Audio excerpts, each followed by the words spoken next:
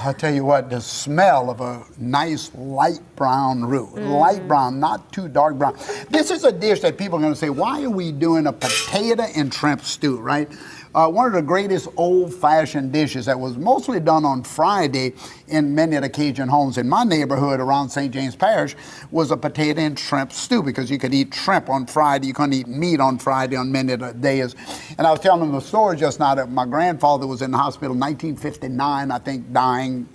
He was an old farmer, and we were standing in the door, kids about that high, and I'll never forget, the last thing I remember from Prepares a Rang was, remember, boys, the potatoes in the garden, y'all need to dig them up. I'll never forget that as long as I live. So this is in honor of the Zarang grandmother and grandfather today. Now you see my roux, how nice it is? That's right. Okay, Jana, so the first thing we need to do is stop it cooking by putting onion, celery, bell, every time, onion, celery, bell pepper, and garlic, right? Always. You want to always put that, because that was the main flavoring ingredients on the River Road. And most of the people from New Orleans, of course, throughout the South would have had this melange of vegetables here.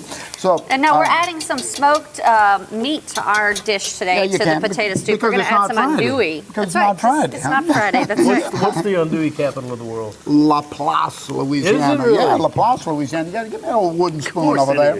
Yeah, Laplace. And we have a little shrimp. We took the shrimp shells, and of course, I'm going to saute this around. Now, Jana, you can go ahead and put half We're of the shrimp. going to sacrifice, right? Yeah, put about half of the shrimp only in there, and I'm going to put about half of the potatoes in there as All well. right. And Johnny, you bring that up to a rolling ball, about half of them. All right, Jenny, you can smell that andouille in there. I'm going to add just the rest of the potatoes. I always kind of cook some potatoes first with the smoked meats and a little salt, pepper, granulated garlic.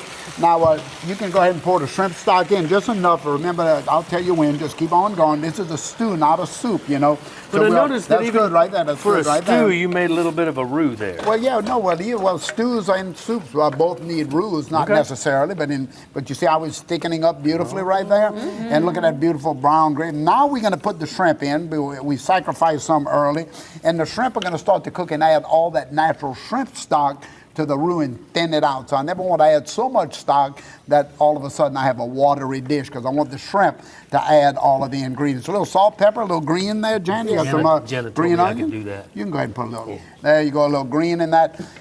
Professor Rang's favorite dish, and one of my last great memories of him, was going to dig the potatoes, and I hope you don't forget to dig yours. Look at what it looks like when it's all said and done. Serve it in a gumbo bowl, or put a nice big clay bowl on the table. Let everybody dip in it with that ladle, right? With some French bread. That's the way Prepared to done it. I bet. The mare's potato, shrimp, and andouille stew on Stirring It Up.